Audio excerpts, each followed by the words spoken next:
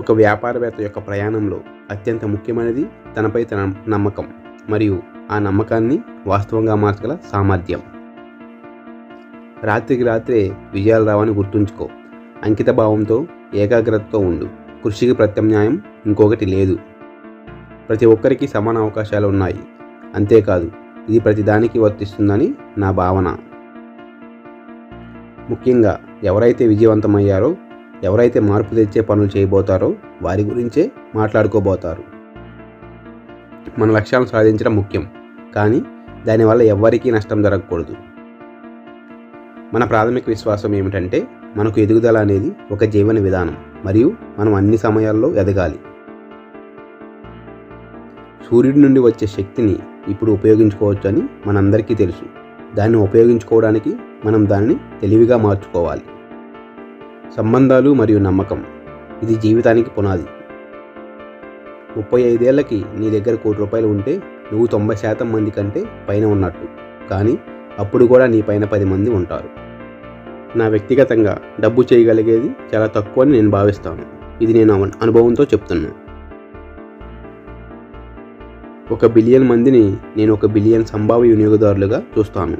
వారి కోసం విలువను ఉత్పత్తి చేయడానికి మరియు నాకు లాభం రావడానికి ఇది ఒక అవకాశం.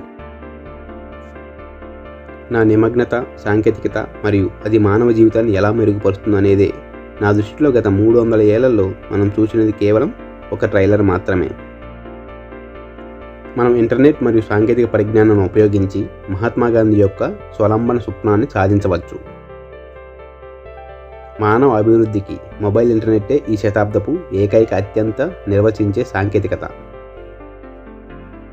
రిలయన్స్ మేము ఎల్లప్పుడూ భవిష్యత్ వ్యాపారాలలో మరియు ప్రతిభపై పెట్టుబడి పెట్టడంలో విశ్వసిస్తాము. సాంకేతికత మానవ నాగరికత యొక్క ప్రయత్నాన్ని మరియు పురోగతిని నడిపిస్తుందని నేను ఎప్పుడూ నమ్ముతాను. లాభానికి నష్టానికి హామీ ఉండదు. అది వినియోగదారుడిపై, ఉత్పత్తిపై ఆధారపడి ఉంటుంది.